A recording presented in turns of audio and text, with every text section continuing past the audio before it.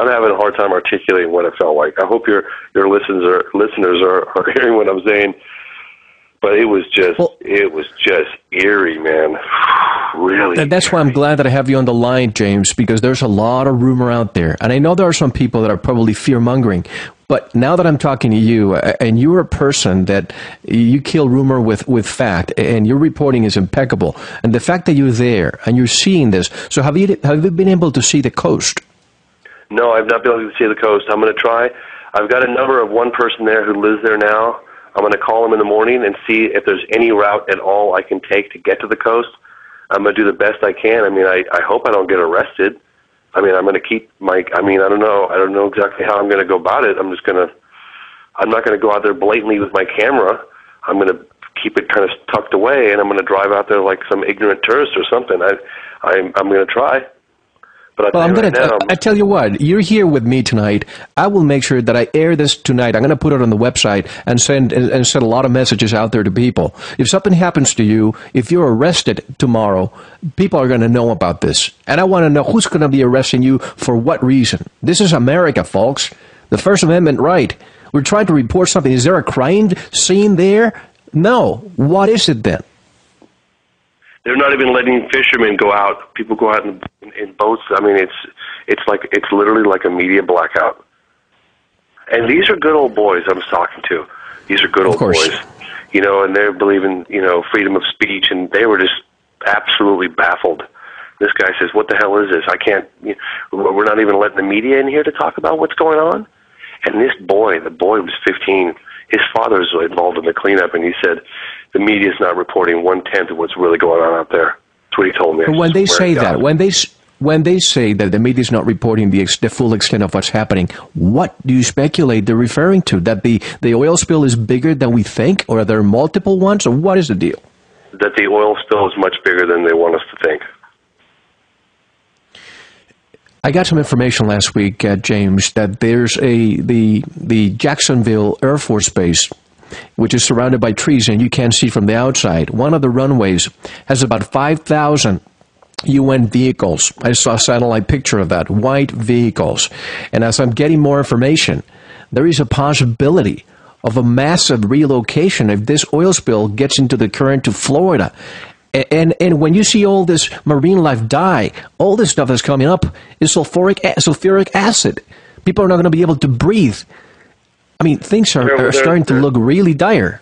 I tell you, I would probably think this was like hyperbole or overblown, exaggerated stuff. Until I saw what I saw today, I couldn't believe it. It's like BP. It made me really feel like the oil companies are running the whole government, that they're calling the shots. And the fact that they had that press conference with the President, Obama, on Friday, there was no indication of any of this. I saw reports of that. I thought I was going to be able to go there with my press pass and document a little bit about what's going on. I was going to hire a plane, fly over the water. Hell no, it's all shut down. If this is not an indication of a fascist state. Not only that, every single hotel room within a 60, 70-mile radius is absolutely full.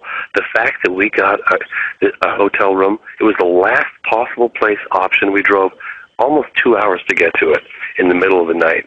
I mean, I've been driving since dark to get here. I thought I was going to sleep in the car tonight. To be honest with you, if I wasn't with my friend, I probably would have slept in the car. Do you see any media, any vans, any satellite vans anywhere around there parked everywhere for you to be able to talk to? I didn't see, and that's another thing. I felt like I was alone. I mean, I didn't go further in, but it was getting dark. I saw some police with lights pulling people over, and I saw lots of helicopters that said Chevron on them. It was like a whole fleet of helicopters and lots of activity. Big trucks, moving equipment. I saw bulldozers. I saw bustling. It was just bustling with activity. But they were all kind of minding their own business, and I felt really observed. And I walked in this corner store, and I sat down, and nobody wanted to talk to me. And I started talking to the 15-year-old boy, and I'm usually pretty good at getting people to be calm and open up to me. That's like one of my only talents. And I'm telling you, man, it was really spooky. Really. Well, you have many talents, but James, if you have not to trivialize things, but if you have a medical condition and you go to the doctor and the doctor continues to misdiagnose you once, twice, 3 times, you change doctor. Why isn't the federal government finally telling BP, step out of the way, we're going to bring the Army Corps engineer or somebody else to help? Well, I mean, I think it's. I mean, look, I don't know for sure. I'm just telling you what my speculation is.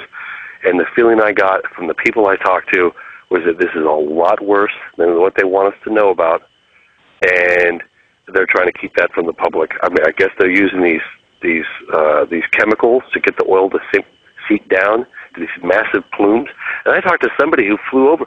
Who was it? About a little over a week ago, who told me. I talked to. His name was Stephen Kennedy of Bioremediation Inc. And they flew over one of these plumes. I think they said it was like 20 miles long and a mile wide, and that was just one of them. 20 miles long and a mile wide. That was over a week ago. How many millions of gallons are going out every single day? And these chemicals are making things worse, not better. These dispersants. Here's another thing I've been hearing. Now, I've been hearing this.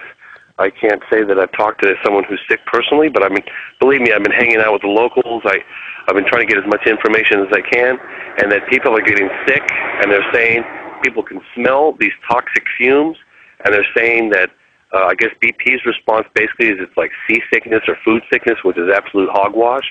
People are smelling these fumes. I'm going to know a lot more. I'm here for 2 weeks, and I'm really going to stick my teeth into this one. I'm here for 2 weeks. I got a high-definition camera.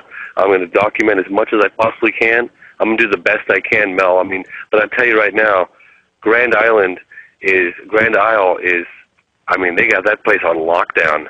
I mean, I'm going to go back in the morning first thing, but I don't know I don't know what I'm going to get out of there other than, I don't know.